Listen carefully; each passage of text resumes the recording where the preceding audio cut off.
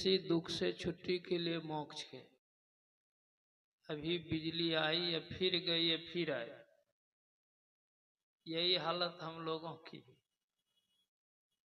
हम लोग इस संसार में आते हैं, कुछ दिन ठहरते हैं, फिर शरीर संसार से चले जाते, फिर आते, पता नहीं कब से आ रहे हैं, कब तक आते रहेंगे जाते रहेंगे, कोई ठिकाना। इसी से छुट्टी के लिए मोक्ष है। मोक्ष का अर्थ ही है कि दुखों से छुटकारा, बंधन से छुटकारा, शरीर से छुटकारा। कैसे होगा?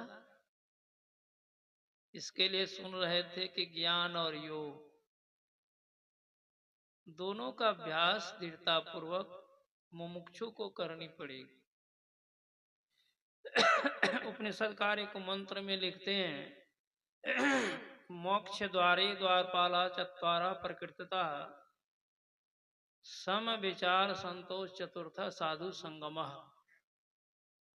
मोक्ष के द्वार पर 4 द्वारपाल रहते। जब तक चारों द्वारपाल से हम आप नहीं मिलेंगे तो मुक्ति नहीं, मोक्ष नहीं। वो द्वारपाल कौन कौन है? पहला है सम, दूसरा है विचार, तीसरा क्या सुने? संतोष, और चौथा साधु संग। तो सबसे पहले किस द्वारपाल से मिलना है? सबसे पहले आपको जो पीछे सुने, चतुर्थ साधु संगम है, इसी से मिलना पड़े। यानी साधु का संग करना पड़े। साधु संग के अलावे किन्हीं का संग करेंगे आपको मुक्ति नहीं मिलेगी, चाहे कोई भी क्यों नहीं हो संसार में। यहां तक कि देवी देवता का भी संग करने से आपको मुक्ति नहीं मिलेगी। एक साधु है जिसकी संगति करने से आपको मोक्ष मिलेगा। साधु क्या करते हैं? ज्ञान देते हैं, मुक्ति का मार्ग बताते हैं। वो स्वामी तुलसीदास जी महाराज लिखते हैं, जो मार्ग श्रुति साधु दिखावे, ते ही मग चलत सवै सुख पावे, पावे सदा सुख हरि कृपा, संसार आशा तज रहे, सपनहु नहीं जुक दैत दर्शन, बात कोटि को कहे, द्विज देव गुरु संत बिनु संसार पार न पाइए, तुलसीदास यही जाने तरास हरण, रमापति गुण। सारे दुखों का हरण करने वाले कौन है? रमापति है, परमात्मा है ना। इसलिए परमात्मा की प्राप्ति कहिए, मोक्ष की प्राप्ति कहिए, सारे दुखों से छुट्टी कहिए, बात एक ही है।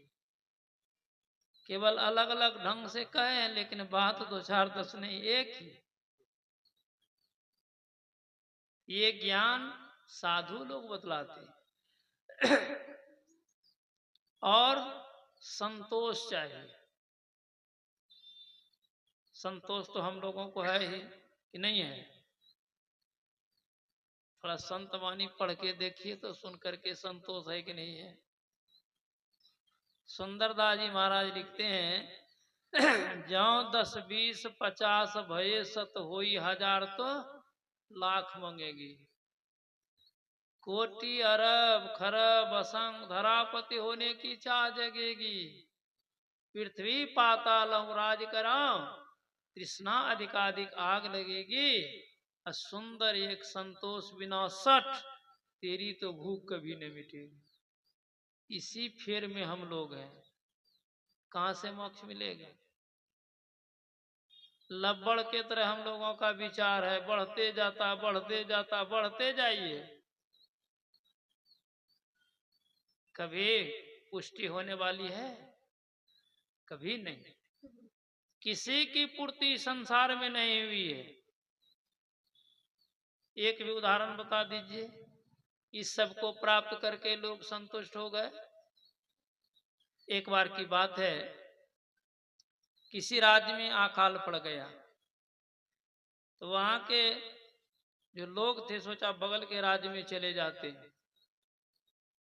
वहीं कारोबार करेंगे, धंधा करेंगे, इससे बच जाएंगे।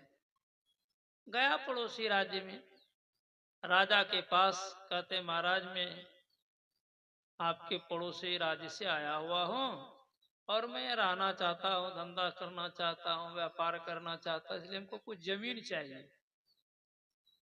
राजा कहते हैं कि आप अतिथि हैं ना, अतिथि का तो स्वागत सत्कार होना ही चाहिए। ठीक है, आपको जितनी जमीन लेनी है ले लीजिए, एक भी पैसा नहीं लगेगा। हाँ, लेकिन एक शर्त है कि सूर्यास्त तक आपको यहां लौट करके आना पड़े। फ्री मिल गया, वो चल दिया जमीन मापने के लिए, आगे भागता जा रहा, दौड़ता जा रहा, अच्छी से अच्छी जमीन मिलती जा रही, ये भी ले लेते हैं, ये भी ले लेते हैं। दिन के 2 बज गए, याद आई राजा तो बोले हैं सूर्यास्त होते होते लौट करके आना है। अब सुबह 6 बजे हम निकले हैं, अभी 2 बज रहा है, 8 घंटा तो हो ही गया। अब भूख भी लग गई, थक भी गए हैं, जा सकेंगे नहीं जा सकेंगे, वहीं से लौट गए। मारे छलांग, तेजी से भागते भागते भागते जान प्राण लगा दिया। गया तो वहां जरूर, लेकिन धड़ाम से गिरा और मर गया। राजा कहते हैं कि बस इसको इतनी जमीन दे दो, 3.5 हाथ का जमीन दे दिया, इसको दफना दिया, काम तमाम हो।